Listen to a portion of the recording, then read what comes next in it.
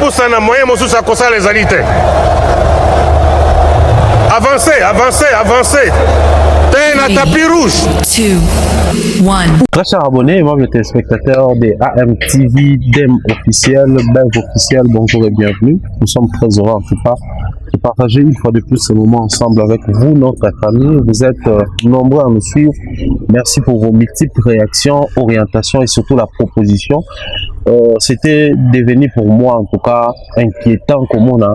Combien de temps dans son nous avons bango séparément. Pourquoi alors que Bozalana bango est-ce que bayo kanarate est-ce que tout ça tout le monde a posté émission il y a nini bon pour ça il y a bef le boss va poster demain c'est bien mais vous tournez pas demain donc il a dit que bon ça le bilan balai malheureusement tout ça là mais aujourd'hui sur ce plateau nous avons des maires officiels Moukoussé Atalo la procureure également tonton Bev les transferts les plus chers ils sont là. On va vraiment aujourd'hui toucher la bassin senior sur les sujets autour de pour décortiquer les lots. C'est vrai, c'est pas facile tout ça, bah sujet de temps plus que nous avons ça on va au la nabiso, mais autre récit comme ça pour la vélo. Vous avez une partie remise et puis la prochaine émission pour vous aller sous la même ça pour tout continuer pour servir bandeko bassin émission service sur un jour dédié à cette émission. À merci pour la première dame, à son fils, notre petit frère, lui Janzi Loua, pourquoi pas penser à notre papa Go Belisha, des gros bisous comme ça. À Nadine Mayo depuis la France, on t'aime beaucoup, on t'aime gros comme ça. Et l'émission est réalisée par Glody, mais c'est assisté par Malex Mwadi. Je m'irai comme ça. Tous ensemble, de toper ça. Bonjour, on va inviter. Je vais commencer. On va voir les dames d'abord. Bonjour, Demdem. Bonjour, Thierry Mombaya. Bonjour, Bev officiel. Bonjour, Africa Mobimba. Bonjour, Demain officiel. J'espère que vous allez bien. Bisous, vous allez bien. Enfin. Voilà, elle est avec nous. De l'autre côté, il y a tonton Bev. Bonjour et bienvenue. Bonjour l'excellent Pharaon Mombaya. Bonjour à Demain officiel également. Bonjour à Batutu Bazo assisté Bisso Nababazo Landa Bisso. C'est toujours un plaisir de venir ici, hein. Donc la maison de l'excellence. Je pense qu'aujourd'hui, c'est Bazo Talaba analyse. Quand ils viennent sur quand elles viennent, parce que ce sont des personnes, quand elles viennent sur AM télévision, en tout cas Bazo Talaba analyse à qualité, cohérence, pas d'insultes, les gens qui réfléchissent vraiment on a un niveau intellectualisme en maca, si on va photo pratiquer intellectualisme. Donc je sais qu'avec Demer, avec Yomo comme présentateur opposé sur ma question de l'eau, Bisso comme intervenant, on va donner une très belle matière. Oui, au ça que banalise Bisso, moi j'ai un peu compris que non seulement on banalise autozo pesa comme Bavi Nabiso, mais ça aide aussi les couples, les familles, la jeunesse également, parce que moi je pense que ça fait moi canal moko les lots et quand na presse Nabiso aussi tout en ligne, je pense il y a web où ça qu'ils ont édifié bateau. Jadis ba presse au bayam sur ba ça qui peut édifier bateau, mais après il y a eu un temps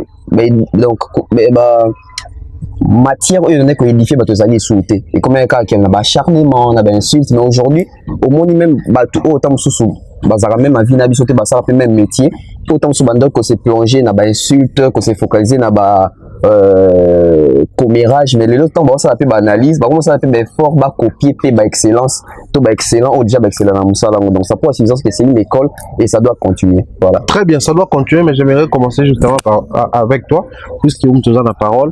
Dans les milieux congolais, je dirais les milieux culturels, il y a tellement de manière péjorative, il y a péjoratif, il y a musicien, c'est un artiste musicien, mais sur l'andéligue c'est juste un chanteur, en dehors il y a chant, avec un instrument, mais tu bien un musicien, sur l'autre est chanteur, d'autant plus qu'il y a Pamba, mais l'autre c'est un musicien, parce qu'à part qu'il y a un instrument, ça pose problème.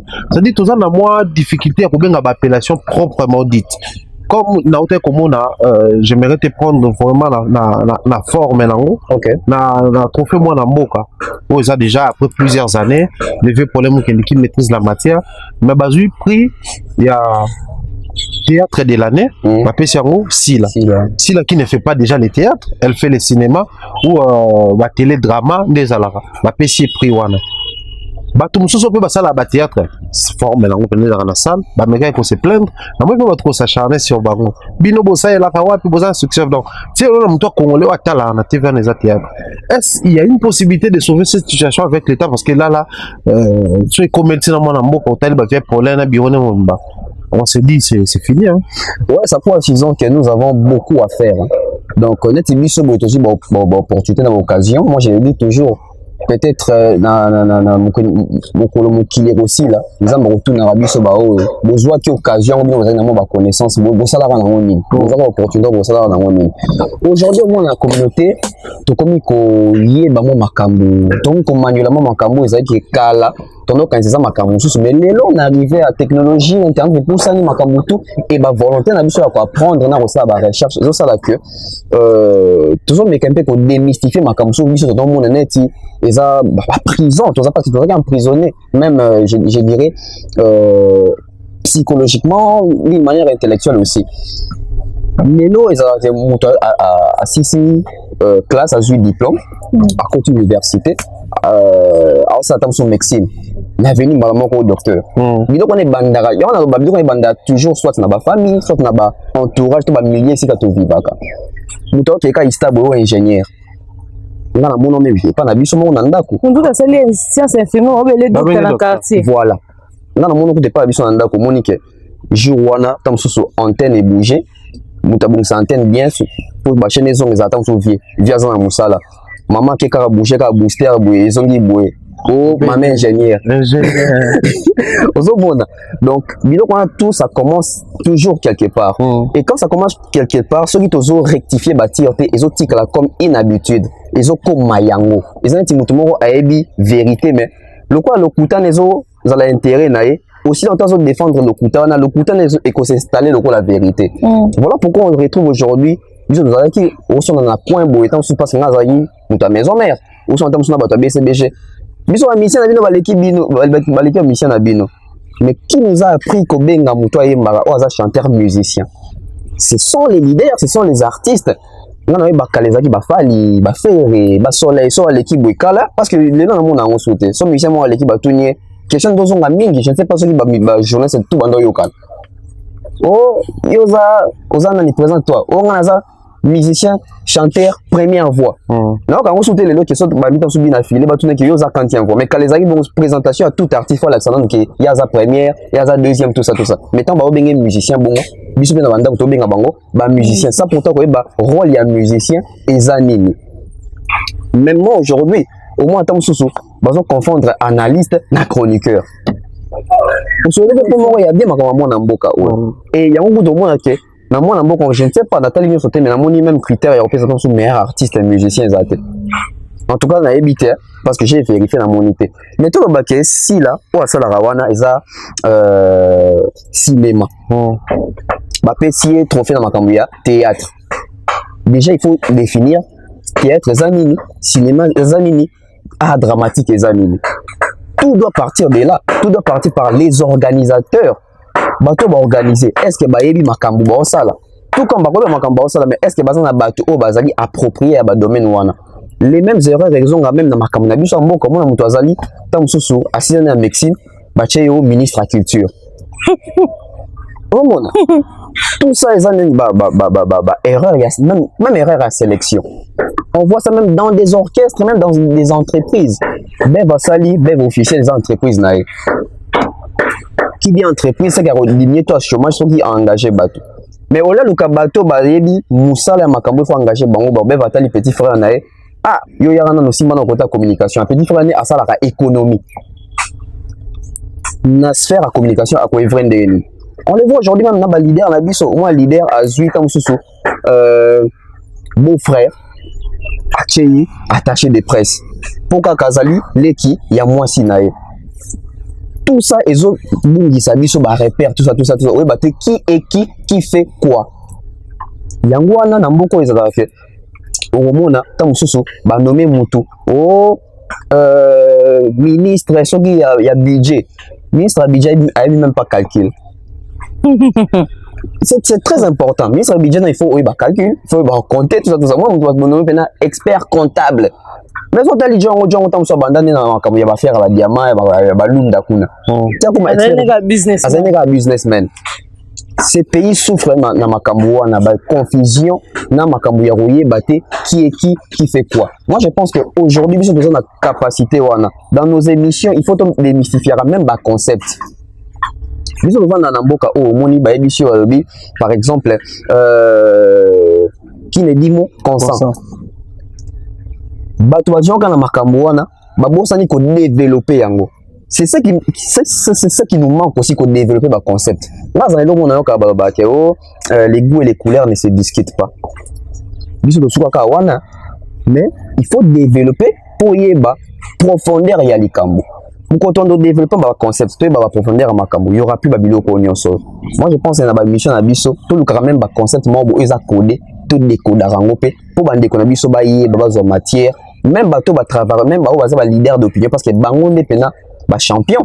Mais lorsque confie à le bill, il a un impact. Sauf fallait que le bill ait un impact. Et quand on a le coup de ya solo, mais le quoi il a adrénaline à full. Dans ce moment-là, Joe sait qu'il a le bill à solo.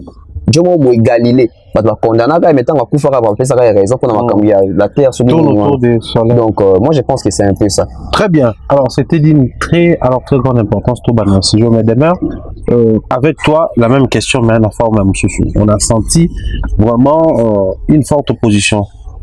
J'étais avec quelques bateaux procis là. Regardez ma bonne comment. C'est les gens qui se font appeler Abako. Même la baron moko, ba opposition est mati. La place na ye kana ki théâtre on est bon théâtre de chez nous. Quand qu'ils a la moto X fait la moto Y, mais toujours un peu sur terrain.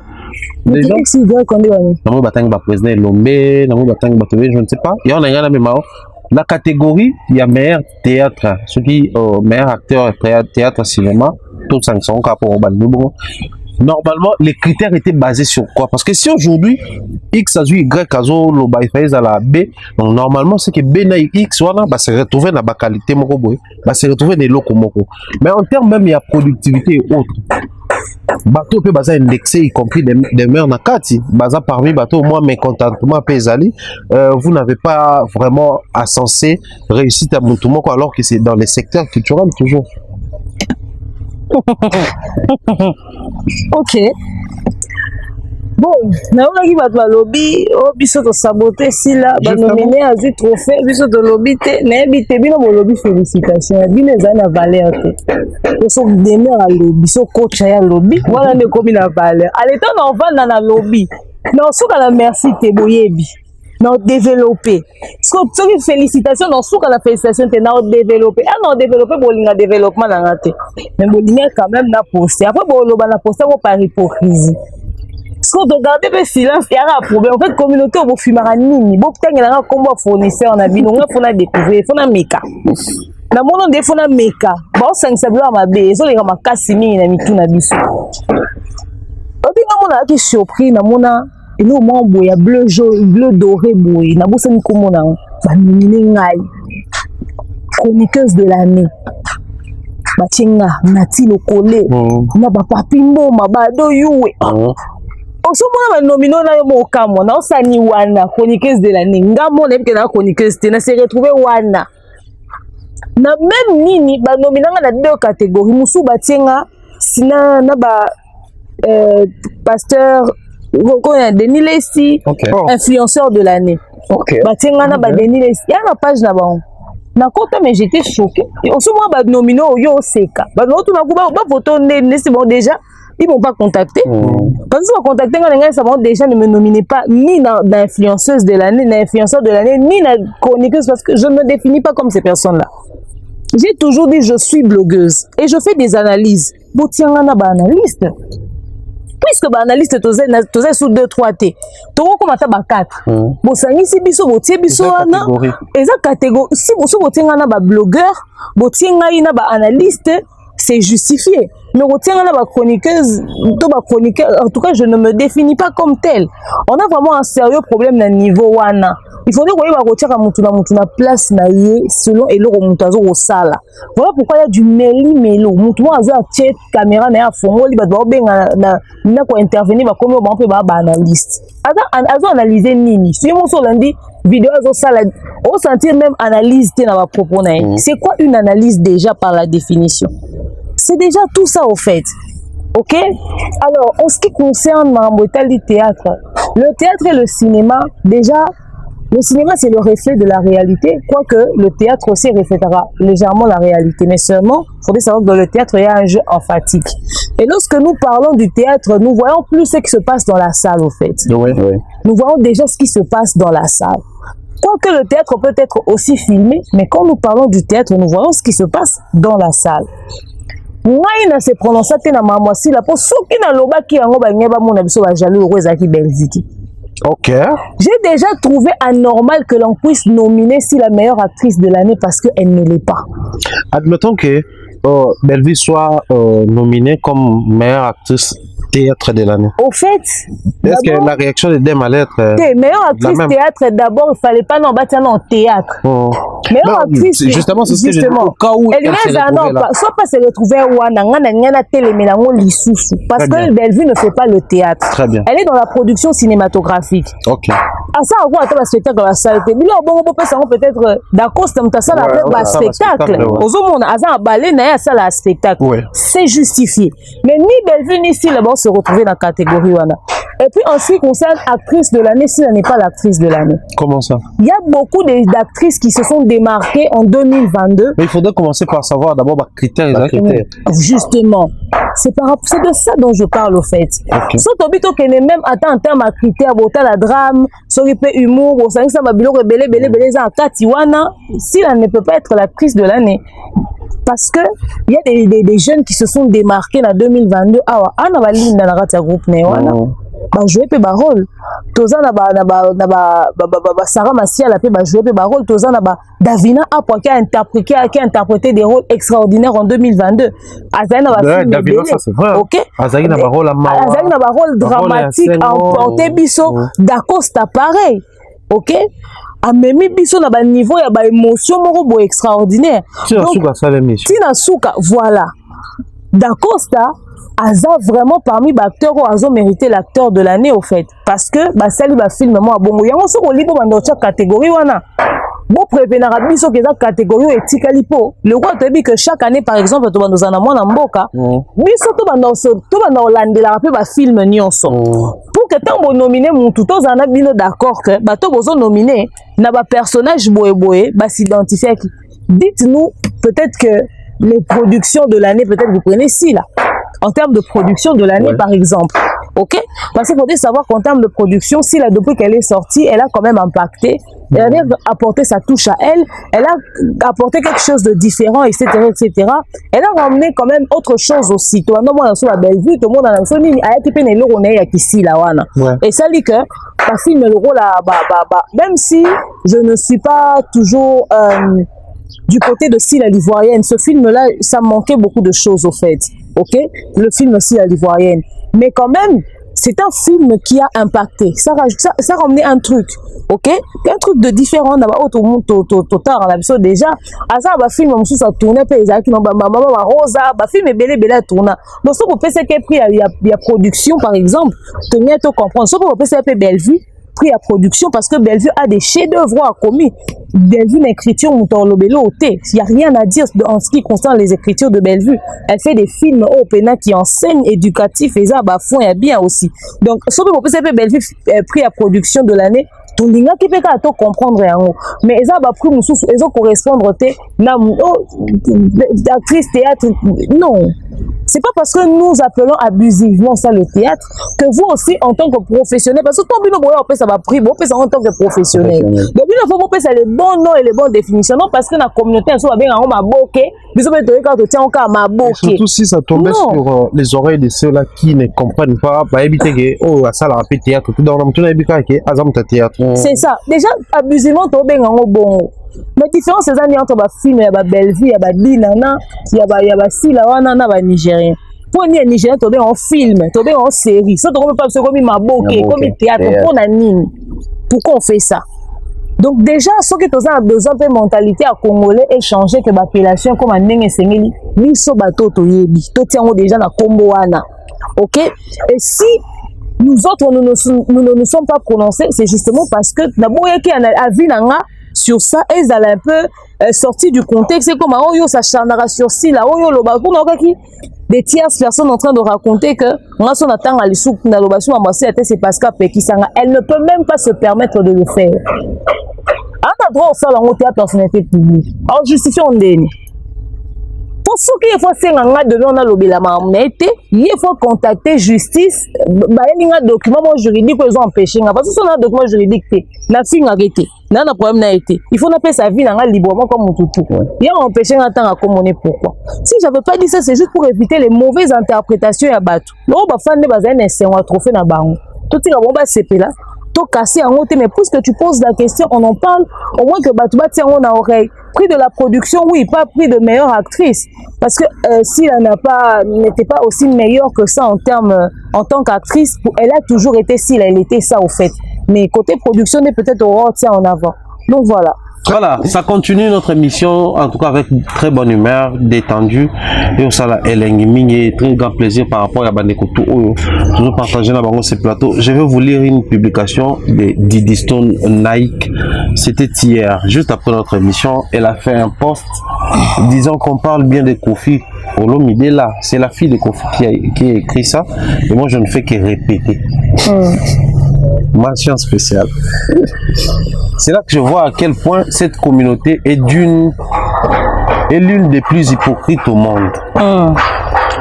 C'est moi qui ai ramené ça sur internet, tu es sûr, ou bien c'est lui qui s'expose et humilie sa famille entière ouvertement en public depuis des années.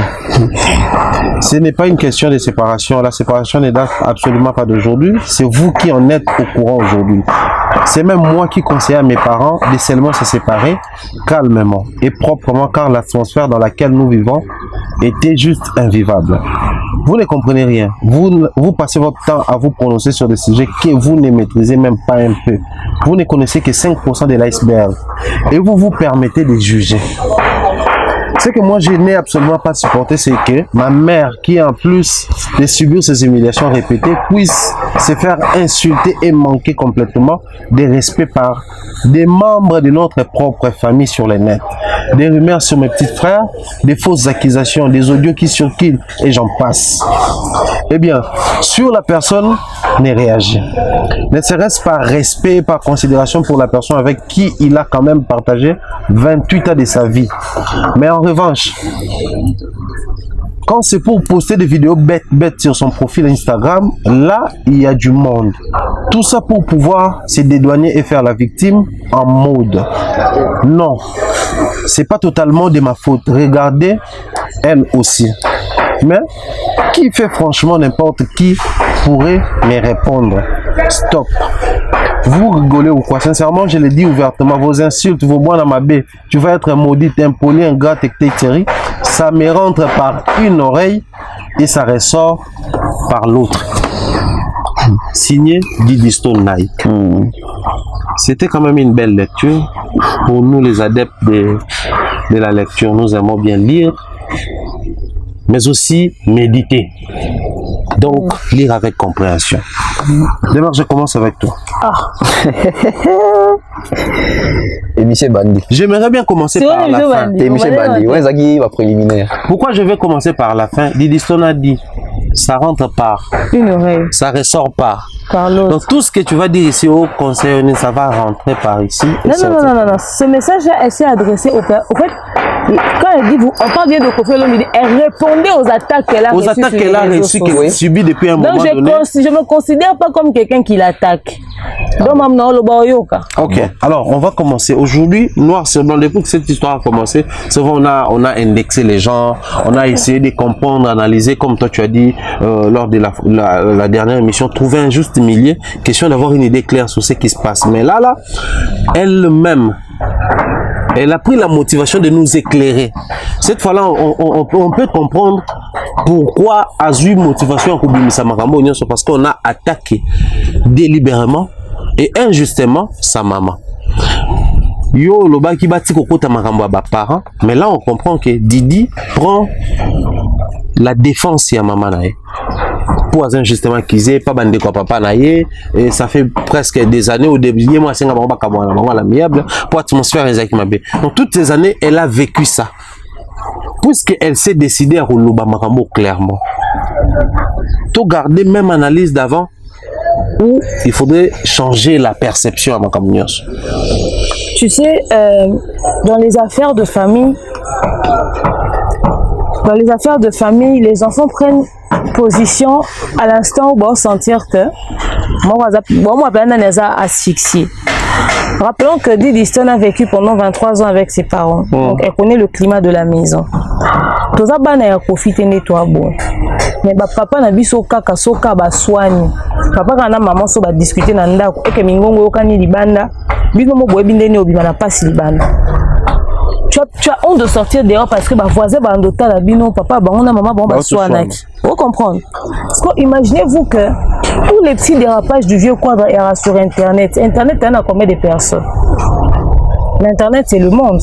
Si moi je peux faire une vidéo qui va générer 10 000 vues, ne serait-ce que 10 000 vues, ça veut dire c'est 10 000 personnes. 10 000 personnes. Oh bah kota bah kokakuti. Oh espace est comme un mouki. Internet yana batu baleki nombre bato ba ki na stade na concert a Fali. Ya Fali ouais. To sangi ce stade ya Fali na héritier na ya Wenge. Na ouais pap. Et na ya pap. Papa pas obeta et pas retourner stade. Donc kaka nombre bato ba mona ba biloko wana ti. Maintenant gérer ça c'est très difficile. La situation Koffi Olomide Ali a dégénéré depuis longtemps. To se rendre compte en haute méthode ba spéculation. Nous dans la communauté congolaise toyoka Koffi Ali abazoka bwana et tout ça bayoka na insulté. Toyoka Koffi comme mana sindi akebala na kisensu ba photo banda ko fuiter toyoka ba spéculation ana. Mais to zala na belément te. To mona Koffi admisa biso a Elidor. Toyoki a Lidor to sepela na nzembo neti nga na fan ya Lidor ya neo salana ti. OK. Mais to tira alors comprendre ba propos ya ba parole wana ti to atoyebi ka emela lia. On s'imaginait pas qu'il traversait une situation aussi dramatique dans son foyer qui avait engendré cette chanson là. C'est lorsque nous lisons entre les lignes situation actuelle les oleka. Toyoki voit sa maman Rufa qui nous dit que non, Kabwana Kina Koffi déjà Ali Amutasenga divorce to zongi. Ali Amutasenga divorce. Pour qu'une femme en arrive là, soit elle a rencontré quelqu'un dehors, soit elle en a marre de toi. Ok. Il y a les deux cas. Soit elle a rencontré quelqu'un, soit elle en a marre de toi. Et ça fait 3 ans qu'à un document de divorce. Donc, comment on rassemble les puzzles? Donc, comment on a un document de divorce? Et quoi ça pour des Diddy qui débarquent? Diddy qui nous fait tout ce livre-là que tu as lu. Et Diddy qui épingle que c'est moi qui ai demandé à mes parents. J'ai fait le pont entre mon père et ma mère pour leur dire finissez cette histoire à l'amiable. On rentre sous la chanson à Lidor. La réalité est irréelle. Saint James, Del Piero, Diddy Stone, c'est la maman Likita, Alain Besseke. Koffi à Lidor demandait à ses enfants d'aller parler à leur mère. A-t-il un assez? Et si vous commencez à écouter maintenant, allez au Bakinanga le jour d'après, école les Théo Kozonga déjà parce qu'elle était partie. Ali n'en voulait plus. Ok. Maman Rufa nous a dit ça dans le voice. Hein? Ouais. Wow. Allez au Bakinanga la tsunami tungi sate bolingo nanga yo. Allez au Bakeza pour la vie. Les Lolanda konanga silence comme miroir. Les Lolanda konanga insomnie comme loi. Moto mokota ya koti anga poa. Atana bimi na zonginda korota. Moto kotu nanga te anga mawa bolingo azate. Ali doré. Je ne dors pas la nuit. Lyriciste bantou. Et comme ça, Tarzan Koganga Ganga. Les copines, moi, banzé, tena kata zamba. Ali Zonganda Kona. On n'a pas la parole. Je vais refrain. Salo zongawa, salo zongana kodaye. Soko zongite okoyoka samwa milelo. Poata kutu moto ya beta kangonga. Ya katoliko soka zonga koto sebena nao. Sota clip. Clipement sombre. Koffi était vraiment dans le drame, dans le clip. On sent le clip et Salami. Tu sens que le cœur était Naam et le cœur était meurtri. Ouais. En fait, si je comprends bien, l'artiste chantait une histoire vraie, c'est qu'il vivait. Vrai. Pour Moutou Nyon soit yoka Lidor à Santa Ango. On le balance te ko Lidor au sentir en monté. Ils ont été dulcinés, Eric Touti. Quand ils font la chanson, ça vit. Le vieux avait besoin de venir présenter pardon à Ali publiquement. Il disait non, c'est humilié dans le public, non, c'est un pardon. Pendant ce temps que Cindy existait toujours. C'est pour ça que j'étais en train de dire à quelqu'un dans mon live, je disais qu'il n'y a pas une femme que Kofi a aimée comme Alia. On peut dire ce qu'on veut, les gens l'insultent pour rien. Kofi aimait cette femme-là. Quand même, sa soeur dit, oh non, yo Alia, yo bandamana Kofi, alors tu connais kunanga, akenano, etc., etc. Talikangu mo ya passager, to suka na hôtel, to suki na banganda. Na non mais moi pas sûr na ngate nesi sûr na bombelanga moi s'il te plaît. Bombelanga moi s'il te plaît. Kofi aimait Ali. Et puis d'ailleurs, qui ne sait pas que Kofi avait beaucoup peur d'Alia? Qui ne le sait pas? Nous sommes surtout que vieux, ah non ça ranate hein. Ba bien so banda ko ba ke ceux qui pena mère aza vieux ils ont compliqué. On entendait dire ça. Oui. So Ali ana Kim signer à répétition té. So Kofi obeta concert kali ozala signer ozala té. Aoya té bo lukelanga sika signer a Elia Lidor. Bon, on a début hein, série à Ali na début. C'est on est le raté. OK. Plus tard, pourquoi il ne se faisait plus? Sika Ali aza signer ozati. Bo luka esika signer oyemba banzembo ko fembela Ali. Aoye Mbangote, Ngai non produit concert à Cindy chante les chansons d'Alia. Monsieur Sil. Nazi Salah na YouTube. Na ba doit réaliser ba télé. Monsieur Sil. Nazi Salah na YouTube. Na tiens en jeu. Vieux pesanga inani to kan simbongo. To produit concert à Cindy oyemba banzem ko faire Alia. C'est très compliqué. Hein? C'est très compliqué za kité ezalate. Moka ko faire bara Alidor oya yemba on ezayete. Alongo na ba didisto no yemba peza bango te. Wato ndimi Alidor ezayenzem ko faire merde. C'est juste une façon de dire qu'on respecte les sentiments du vieux. Il aimait beaucoup sa femme. Il a essayé de récupérer tant bien que mal. Mais au fait, le premier années, au lingamo, sinon, au commettre et au changer. Mais quand on cherche le naturel, là, viens là, naturel, n'est moi revenir à cas. Asengi pardon, ba yoki Alidor, alias donc si monté ma sikato, kaka pas photo moi vie apesa na bisou na Cindy bimi. To kaka pas vie na Cindy bo yimba na mutuka ebimi. Aya sengi sous pardon parce que l'histoire a publié une photo, elle a publié. Elle a fait un TikTok. Et dans le TikTok, il dit, il m'a encore recontacté pour me faire son speech de culpabilité ou de mea culpa. Moi, bongo, que je connais déjà, que je connais par cœur au fait. C'est-à-dire, bah, genre, je suis désolé et tout ça. Après, il revient encore dans les mêmes choses. Parce que, t'as osé lire, Kofi a sengo pardon, le babeti danser na basima, aya sengo pardon, parce que c'est njora bise, aya sengo pardon, c'est-à-dire, il y a babilo quoi, na nion, ceux qui va cumuler ma mbouébélé. Enfin, on est en train jusqu'à là de parler de ce qu'on voit. Et c'est que biso to mona te kasi. Bah, tous les lots, bah, yo ali yo, kutara no kutu Kofi, marié, c'est pas un problème, ils ont fait 28 ans. On parlera plus de ça. Mais au Bimi, si maman et Minou, oh maman Minou, c'était une bonne femme, c'était la meilleure femme que Kofi avait beaucoup aimée. Inviter la maman de Minou sur un plateau, avec amno lisolo à Oya Viva Tiba Kabwana Kofi. So pesa Kofi mutaboya répondre à Lidor. Parce qu'elle n'y a Lidor Mingi, c'est pas un problème. Mais elle aussi, elle a des choses à dire sur ce qu'elle a vécu. Ouais. Il y a beaucoup de femmes qui ont dit femme à vieux, sont au tendre bon micro, bon partager plus expérience na baron. Le vieux ce qu'il est, ma parent n'a pas de défaut hein. Là monsieur sobo qui m'a mon papa n'a pas sala boba. Ah, tu préfères les monsieur Kofi. Même monsieur sobo qui m'a papa Thierry te voit beva sala boba. Ah, tu préfères na monsieur Fali. Tu préfères na so faire écoute na Davina kuna ndenge mami. Tu préfères monsieur Ritier. Tu préfères ça dit mutu un environnement familial mais dit distance précise que environnement na bango bazaro vivre et comment qui invivable. Bino les invivables ndeni bino mo na poto ya na kin bino mo kasi ko invivables ezaka ke baza sous même toi tant ba vivre ba scandale na réseaux sociaux maman tant okota na chambre oza téléphone ba ndo swana bo te oza swana na téléphone et bon les fois où baza o longwa poto ba okita kin to baza okena ndako na bango mon fleuri wana bo ebité ba crise de nerf ni maintenant les kananda wana bon on a que pour voir à quel point le vieux aimait Alia. Soi-disant divorce en Ozaki prononcé, enfin va faire ça document depuis il y a 3 ans. Mais ça fait même pas 3 ans Ali avec Kina va monopoliser médias, bah qui comme une reine, aéroport, etc. C'est-à-dire le vieux tenait quand même à Alia. On va dire même c'est manigance, enfin, passez-moi le terme. Toutes ces organisations-là, c'était aussi mea culpa, hein? Et ça, non, on peut pas mea culpa. Demain, le vieux peut vouloir peut-être réparer Cindy Akoyemane à Lidor. Lobby,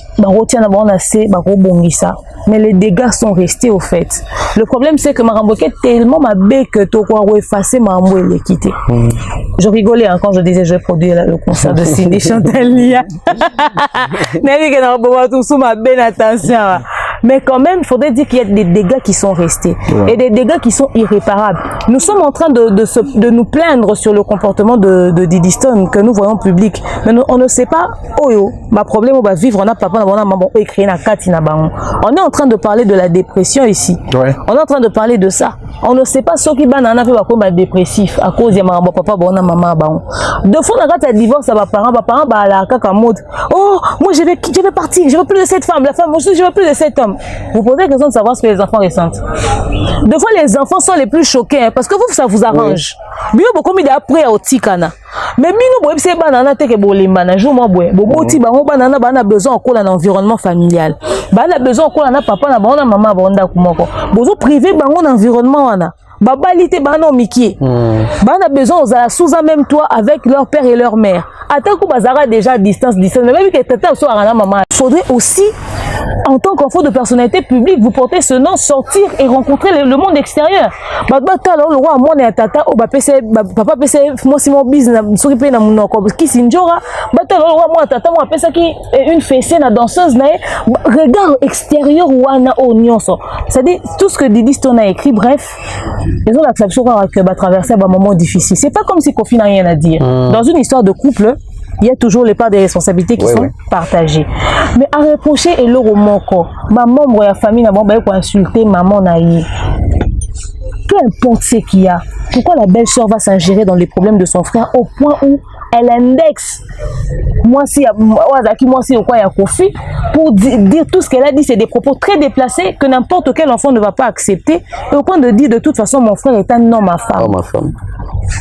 Comment tu peux normaliser une telle chose? Pendant que le vieux a été accusé, il y a Bassia, il abuse des femmes, etc., il tapote sur les fesses des femmes. Et toi, tu es là, tout bonnement, en tant que femme, tu dis mon frère est un homme à femme.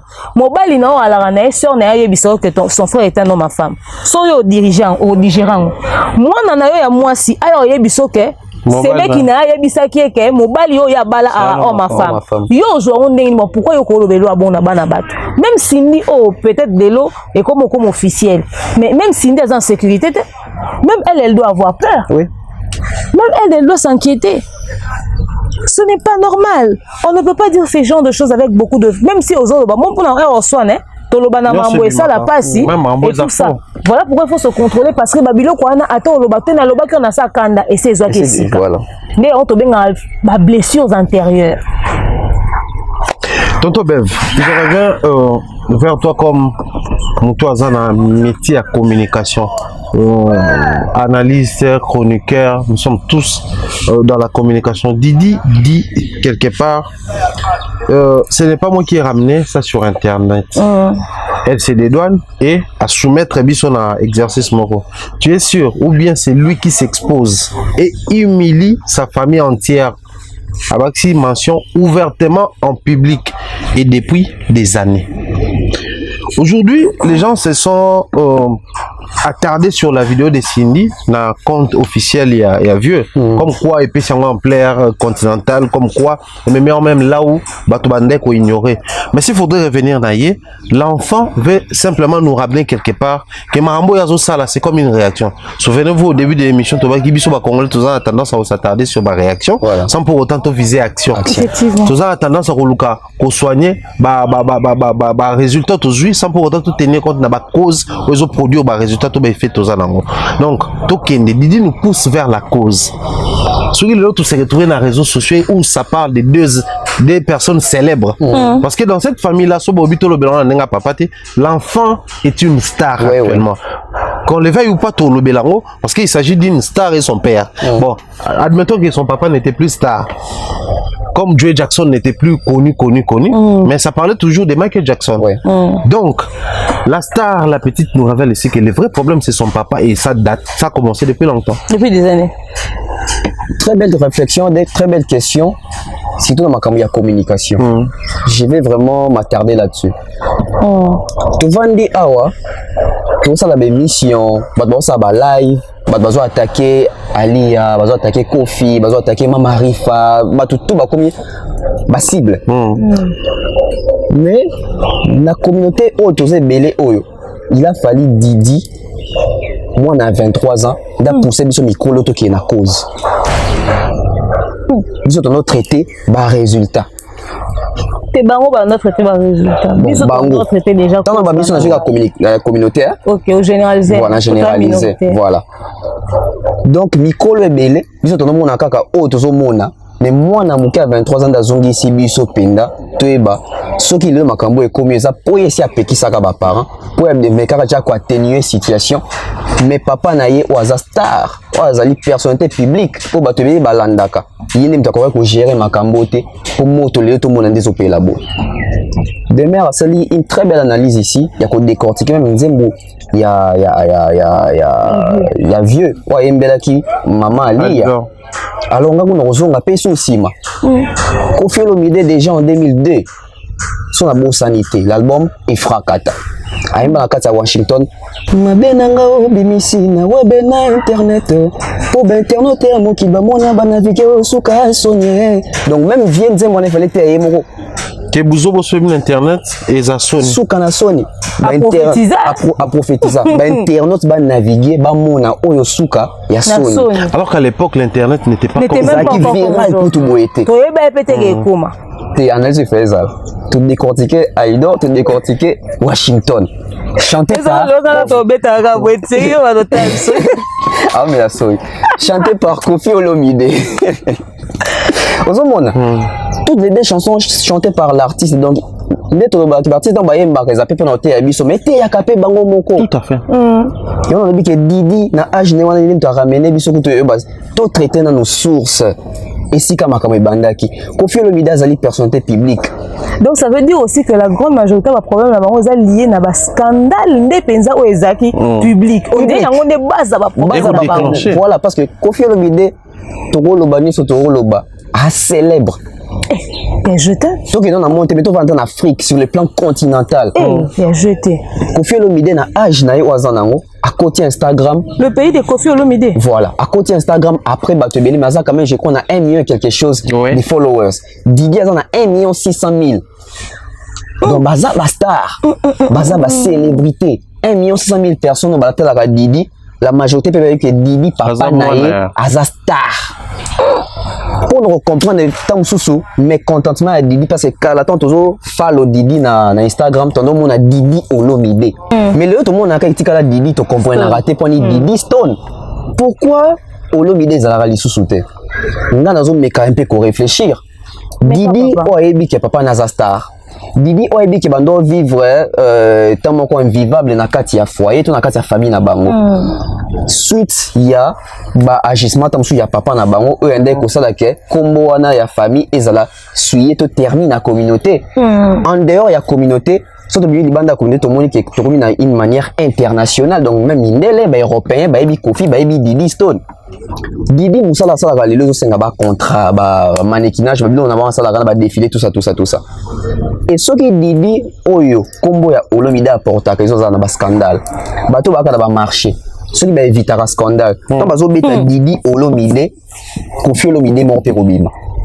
on va associer rapprochement voilà la vie publique et la vie publique bato ba yeba ki Kofi Olomide te ba yebi à partir ya Didi comment bato bazo na kombo ekokani ba me kokota na Kofi ba mon père que oui c'est le père à Didi et ça va ça kombo na Olomide ce qui net vogue azo sala azo ana partenariat na Didi kombo Olomide tango kombo Olomide bazo sitango kebetaki mwana mwasi Choli na aéroport ba mona ndeni ni papa à Didi à se comporter. Pendant que tu as des filles, tu as une fille aussi personnalité publique comme voilà. Didi, tu fais ça. Voilà pourquoi mona ke mona selonga. Voilà pourquoi tout le monde a que les assos Didi Stone Olomide Tetika Didi parce que Didi a beau en même temps on va mettre en barre de recherche Didi Stone et bima Didi Olomide et parce que so betika Didi Olomide Koffi Olomide. S'il te plaît mon cher, je t'interromps pas.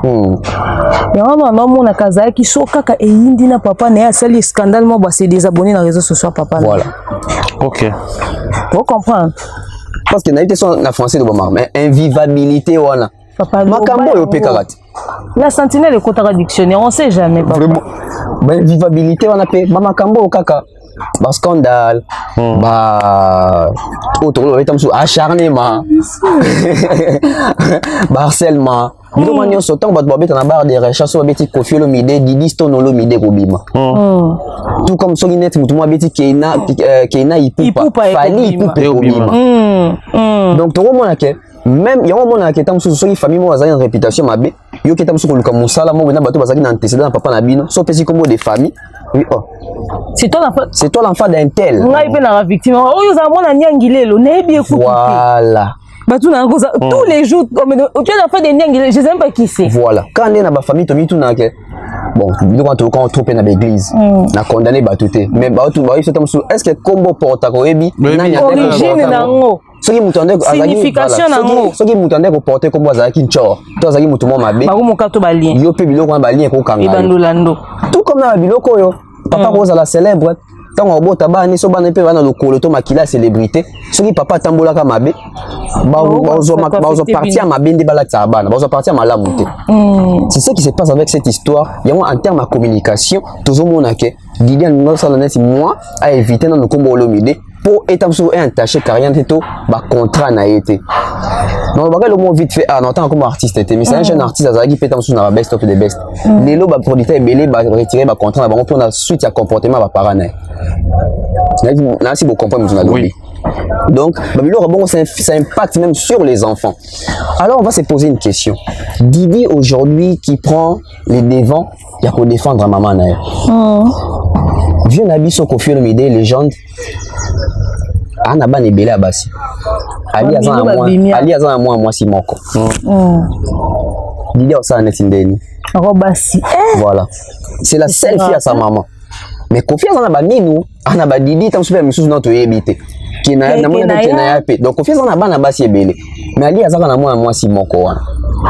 Azozo les voilà. Ce qu'on a maté moi moké. To beta li solo ya Didi le kia Koffi otondo ebate so za babia za mobali. Didi oza mobali nde na babsek nae je crois na ba 40e jour tant Koffi azo sala ngona poto nde sika Koffi akutana na Alia. C'est l'on bende mon Koffi explica. Mais babia Alia mutalinga ki Koffi. Bon to bohite yana tone mobali le bina linga moi. Mais tout dans le contexte wana. Bakutani na occasion il y a matanga ya leki ya Koffi Olomide ou comme on est qui Didi Koffi qui aimait beaucoup son petit frère d'après mes investigations les gars qui makasi et relation na bango de quoi bandaki on attend baboti mo na bango Koffi en hommage ya leki naye amona ratale qui né Didi à travers sa fille appelé comme ya Didi tant appelé comme ya Didi tout mon Stone et bakisama mais tout na question Koffi comment mboka Stone les a raté Ali ya comment mboka Stone les a raté na anglais Stone yo sa libanga libanga to benga Pierre yango mona Jésus apesaka Simon Pierre sur toi je bâtirai mon église sur Didi Koffi a bâti son empire. La personne qui peut déstabiliser Koffi Olomide c'est Didi Stone. Koffi se bat contre Koffi Olomide. Bino émission bozo salo yo. C'est comme ça. Autrement te Didi les kabiso tout mayele. Nous devons gérer Didi Azate. Pourquoi? Parce que Didi c'est Koffi en miniature. Didi c'est Koffi. C'est une pierre. Didi c'est Koffi. Faut en parler bozo monawana tout ça. Mais c'est Koffi. Il y a moi c'est quoi? Donc Didi Stone c'est la pierre où Koffi a bâti ça comme on est en Olomide. Voilà moi que Koffi a plébiscité Didi ko le kabana tout. Koffi linga te basi mba Didi. Comme tu as ta veste. Pourquoi vidéo ils ont fait le kita? Dans ta veste. À zone de défense il y a Didi one. Koffi aime Didi. Didi aime son père.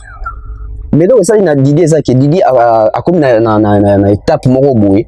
trop c'est trop surtout communauté oh bako faire yo na ebisi yo ato lobarate talaka Cindy alobaki moi wapi communauté oh parce que mutako za bosoni na mutu bino boswani mais communauté ndenge ko récupérer lango esenga ke yo mutu lobarate fo lobaraka pour ça que le bité pas le choix et on va se condamner biso bino tant fallait pas publier ras le bol communauté on va comment le kuta ba tchanga na devant non a checker la justice pour démentir a kati hémorragie donc Didier le sali o interpeller biso interpeller papa naye interpeller même famille à papa na bango aujourd'hui bato ba victime à makambo Kofi a sa victime parce que peut-être tam sous Kofi et ça makambo tam sous asala qu'ils ont rattrapé peut-être mais Kofi a la victime il y a tant moulaïté parce que ça sali carrière hein Kofi a fait sa carrière moi ni ba muso lelo roye obeteli Kofi a betali danser Kofi a simba danser Kofi a maudire Didi et taliété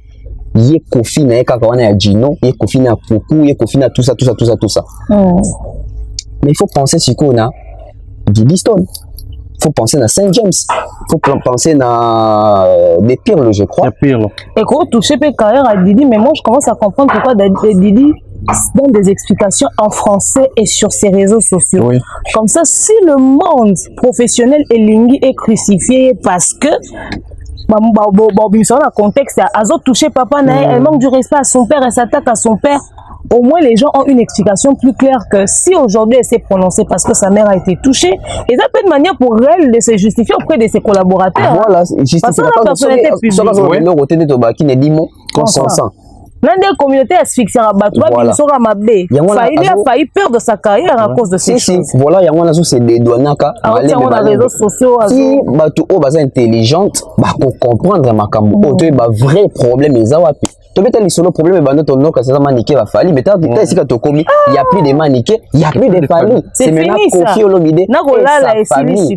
Et si le succès, tout le monde a confié et sa famille, on a l'obli que bato ba souffrir na makambo ezali Cindy falo bima na oté voilà Didi Cindy parce que Cindy doit avoir une carrière et aujourd'hui tout le monde Cindy va sortir médiatique et bandi quand je dis médiatique ça quand tu oloba même apparition dans les réseaux à son compte et bela mbongo tout ça mais c'est ça aussi ba élément déclenchant ce qu'on fait ça bato ba kanda. Oui, combien de bandes a confirmé des Simba montant ou Cindy a Simba gité. Faut pas botter là on s'y peut. Posons une question. Surtout dans le contexte que Cindy a ça là, quand on a quartier latin, à ça qu'à chanteuse, tout travailleur dans le quartier latin. On a salaire à Cindy. C'est dit le artistique aller à l'art. Il y a ça dans une photo yambo. Confie le mida. On a nos collègues notre directrice artistique qui est bêta bambo bimisa. Donc il y a quelque chose de Baba poste non. Bien dit nous, t'es vieux fali vieux ninga directrice artistique nezaba. Voilà. Siko yo. Demain yo émission. On va se poser des questions. Confier dans la réputation bien côté au foot à bateau. En tout cas, tout va le pas confier une idée en tout cas, orchestre on a bateau dans le quartier à tête de orchestre va foot à tout salaire, c'est les quartiers là qui ont confié une idée. Bon ebele aussi ndia zaki na ngwana. Isaka musala sala dans le quartier à tête de foot à kimbo ngwana zo kangiso to ba fali pe to ba dans le quartier à tête ba simba pe ba brique bongo. Et ben à confier parce que biloko pe comment siko ba guerre d'intérêt. Confier n'est pas n'importe qui. Confier c'est une légende. On souhaite pas le confier de soit azaté. Toyo kana be Michel Belenga sur azate en tout cas biloko nanga za vraiment ya bana nanga ba Didi ba Del Pilo. Voilà ba msu ba bota magalo wa maebo tozaka so to vendre émission mais je suis l'enfant de Kofi. Hôtel pe solo, hôtel ka mbunzo bi. Je suis l'enfant de Kofi wana même Ninou. Mais on a évité sur les mécanismes mais apparemment Cindy a osé un peu sacrifier na dossier. Famille a confié le midé tout ou tabaro baluki la racine. Mon cher. Je t'ai dit. Mais ça est comme un acharnement. Et comme un acharnement. Voilà, et comme il m'a bien été. Et comme il m'a bien été. Déjà que baloba kali ya mtakabola kofina bana. Cindy baloba ya mama chala batutu bayini mobali na. Bayini mobali na ye. Comme quoi mtanoli ya mbongo. Voilà. Ce sont des trucs à éviter. On a dit que aujourd'hui la majorité des Congolais toujours maîtriser les réseaux sociaux, mais toujours subir les réseaux sociaux. Pour les réseaux sociaux, c'est un gaboué, un gaboué, c'est un gaboué. Moi j'ai étudié avec des gens, je connais tout, etc. Ok, na TikTok, au moins, Zobina, tu te poses la question, oh, attends, la fête, non, tellement très pour Bina. Ni ça qui tourne comme Obina. Pourquoi ils ont imposé que quand on Obini bien, to Obina, on s'en va follow, on s'en va abonner, on s'en va belé. Mutu oyeba ki na te parce que monsieur betant à côté YouTube comme ça n'est pas finga pour monique qu'on a son réseau fingandé, c'est ça. Nous sommes en train de subir les réseaux sociaux malheureusement. Moi je pense que c'est les moments où l'analyse Nabiso et aider Kofi Olomide. Dans le bas qui lobby Kofi Olomide avec beaucoup, il y a âge on a beaucoup de sagesse. Je crois que nous le bas qui on soit dans mon baya. Manière à gérer les problèmes ou aider ma famille belé va déchirer. Bah ah exemple biso to va Kofi tellement nga gérer problème na qui n'a bien biso peto bongisa. Voilà. Demain, comme la souka, un dernier mot et le dernier mot aux alandais questions. Mais Africa Mobimba quand même. Il y a beaucoup de minutes pour Annie. Et là YouTube. Ah, tu vas imposable. Bah tu vois aussi émission quoi bah 2 heures du temps bah internet. Non, tout ça t'as 30 minutes. Non, tout ça mon cher. Oui, que vous voulez minutes quand vous Demain, puisque noir c'est blanc, Didi a eu option au Bimseigneur. Vous avez expliqué ici, c'est aussi pour se dédouaner, mais aussi pour sauvegarder sa carrière à elle. Image joyeuse alliée, n'a pas besoin de pères qui sont dans la salle. Mais option, n'est-ce pas? Et quoi, ce qu'on met ma chose davantage dans la zone de je m'explique. Toujours 25 ans de carrière, et ça dit que tata moi si n'a pas 25 ans, au bois là, 25 ans, ça dit là, qu'on a bango. 26e pays à tout ça là. Mais ça, vidéo, il y a Didi. Alors, il y a sur na TikTok na alors sur TikTok na et bien c'est retour avant bon là a expliqué clairement tout le monde est ça le retour. On a comme l'impression plus à Bandoloba plus de ceux qui continuent. Même question Abel, quel avenir pour cette histoire? Oh, ils ont bien en ligne. Télé-réalité. Toi, un épisode 360. Nous évoluons. Quel avenir pour cette histoire? Au fait, je disais, je le dis, hein, je ne sais pas si les gens comprennent ce que je dis. Il n'y a pas de mauvaises troupes, il n'y a que des mauvais chefs. Parce qu'on sous-entend que la troupe est en fonction au leader imposé. Hier, on était en train de parler de comment est-ce que Tozara se comporter dans ma papa na kala. C'est le chef de famille de taper le poing sur la table et d'essayer de conclure toute cette histoire. Apparemment, chef de famille est pas vraiment affaibli dans la situation. Ce qu'on est vu comme la famille, toi qui m'as pas tata moi aussi. Tata moi c'est aux zonga yo pena banata yo mon côté vraiment regarde d'abord les enfants etc. Allez tata moi c'est en pété. Fan na frère na au saranate. Oh mon frère est un homme à femme. Donc c'est-à-dire on sait même plus à quel sens se vouer. Ndi baloba en français. Alors l'avenir dans la situation oyo ils ont dépendre quand na baolo mide bango pour biso to après on continue télé-réalité biso lingara chaque fois dossier ça biso to ya to loba na biso soka bo pexi so akombo na bino to temno miniature te meto loba mam na bino to tanga bino te yo au fond de ça peut mam no to tanga te et nous on est là qui a eu c'est-à-dire dans tous les sens ata biso to lobi te batum sou ba sa récupération à situation pour la mauvaise foi communauté mambo fali bo kimamba bo bengi ba camerounais bo bengi ba ivoirien pour en faire ça ba matière à conflit il y a plutôt ya fali il y a conflit beaucoup lobati bon on va saisir ba international te pour ba mamni ezo roleka heureusement pe pour la bino pe ba bien on a te vieux quoi son a minute ba ivoirien ba se saisir na dossier na on dit que l'Afrique francophone nous a très respecté Côte d'Ivoire avait sika kuto ko mekate mutu moko ta lobali kamuno soka mutu mo alobi ba zui ba comprendre ka dossier c'est fini c'est parti et là on va lobby sur ba mbongo wana signer zo bimisa bana musu ba bima aba na Kofi ota o sentir pena que attends il suffit d'un petit $50,000 et puis c'est moins stabilité or bana na business na on a fait ngane sous papa mbongo te bozomo Ali a été accusé d'avoir éjecté bana Kofi musu libanda que c'était à cause d'elle que Kofi Andor qui peut banate. J'avais dit que nanda kuma boisoki maman azanda kwa lingi banate c'est pas un problème mais bon à Kofi Ali a ko landelango clairement il est possible que Kofi le que là-bas banda azaba en chanson pour autant que Ali a le courant à côté à studio avec Nakoyemba il est seul il n'est pas avec Alia. Le choix de ne pas dédicacer ses enfants et de privilégier Didi Stone, c'était un choix personnel. C'est-à-dire que zongi saka responsabilité par Kofi. Et si ni Wazara nae na sima abatama a réagi sarate, yemo raponi commissaire Cindy en cinglé. Aya oloba na biso ba lala été na fali ba olala ka jamais des propos déjà pas très propres. pour une personnalité publique parce que là on a sorti to traduire en français bah on s'est pélaté allez pas lobby bon to s'est pélaté to condamné même si elle avait raison bah dans droit finité mais moi pour qui m'a fini mané ko arranger kaka ye abimisi sous Cindy au contrané bambongo alors ça ne boy azo ko exposer Cindy na image ya modèle à règlement de compte na c'est-à-dire eloko bino bolinga bosa ndenge bo kene na nga wana ngai siko élément na nga vengeance ya Cindy tu peux pas être chosifié manipulé ils ont des bazo utiliser ba sentiment ya minu yo le quoi ozaki pas très présent dans la vie de ton père otaka c'est mon père ba bimisi oka boy aller sentimentalement bazo agiter yo comme yo défendre papa na loyengi c'est ça. Bon, comment on va bouclier? Dans la simazon, on va faire aïmba. Rappelle-toi, ce qui est bien, comment on va consoler tant problème, quand tout ira bien. Vous êtes sûr que vous avez un climat bon dans le lit. Mais non, il n'y a pas d'alia. Si Cindy demain elle commence à accoucher, parce que tu auras mon nom officiellement. Sans le Cindy a bandé au bota banane. Parce que moi, ça 40 à bota. Si Cindy a bandé au bota banane, et que Kofi a créé Didi Stone Moussous. A créé 100 James Moussous. A sali sous au moins boire un peu comme au père Nani.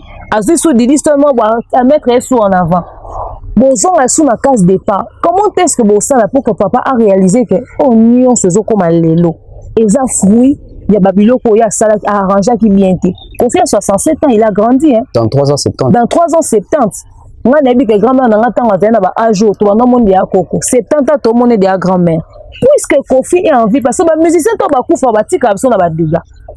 Et comment bano babimi ba salibwe. Bano kuna babimi ba salibwe. O bano musu babimi bo. Eh toi comme le roi bana ya verkis qui manga na nde bando swana. Biloko non c'est l'exception d'absence à Kofi à quoi va ressembler le monde hein? Vraiment. À quoi va ressembler la famille? Tout le monde même que na ba maman rue fango ba wede na bango bisote. Bana ba hotelinga na bana ba obenda na we sale ke zonge. Donc il est temps que bakolo o basola na vie quoi va bobenga le vieux bo meka ko sunga a se ressaisir abanda ko réparer yango ya guérir ba blessure bano ya yebi ameka ko sangisa bango a créer climat de paix na bana nyonso parce que la lugu quand les choses si le vieux se sent très attaqué par Didi Stone a ko écarter pe Didi Stone et ça laisse encore des enfants écartés tout ça a besoin bon côté. On a besoin de se réconcilier, de réparer ce qu'il faut faire pardon. Pardon parce que l'avenir de cette histoire, au fait, Thierry Momba, par rapport à ta question, sera catastrophique si le vieux ne se ressaisit pas maintenant et ne récupère pas la situation maintenant. Le vieux n'a pas l'âge au bateau, on fera demain ne nous appartient pas. Et le copé, ce qui dit l'histoire communauté, moi, bateau, on soutenir vieux quadre. Parce que peut-être au sur l'année, nous sommes bien d'un fonctionnaire. C'est de atteindre au bien. Nini faut mon akuna nini so peut-être bokel vieux mawa bokel ma bozo aider en attaquant Didi Stone parce que soka Didi Stone bo simbi maman na soka bo attaquer Oya et plus Didi Stone sont des éléments qui vont détruire son père. Confiant quand ça Didi Stone on met dans la police on peut s'appeler Didi Stone kolobati. Et quand au fur et à mesure que Didi Stone va sortir, bino balève même no finga kaka, si ne côté bimia, c'est-à-dire mama finga la bino et ça la nango sous bateau soit monté. Les gens savent que vous allez insulter. Didi Stone a des détracteurs, elle a 1 million d'abonnés. Ba détracteurs ne ba finga ke mikonyoso déjà par écrit. Bokasi obolo bana munoronde bangisi. Azala mona Kofi pendant combien d'années? Boyebi ba finga musu ba finga peut-être na nzela. Ba kosela nini ki asala wasuni. Ba kosela soki nini nyonso baloba. C'est-à-dire que ma fille à la bino et salé l'autre mais on bête papa bon prise moko kaka ba TikTok nenenge le sabino alors ça papa bon ka bon amba suka bisire lo mo boy pas bino tout oh yo so bon ça les sous la sens te bon comme ka ko sali papa no boy point ni a papa na et puis ça si ça bongolo quoi ko faire papa na bon bon manaki na suka ba se réconcilier mais il y aura des dégâts au tika communauté boy dakate bon son la famille au bas se calmer. Très bien.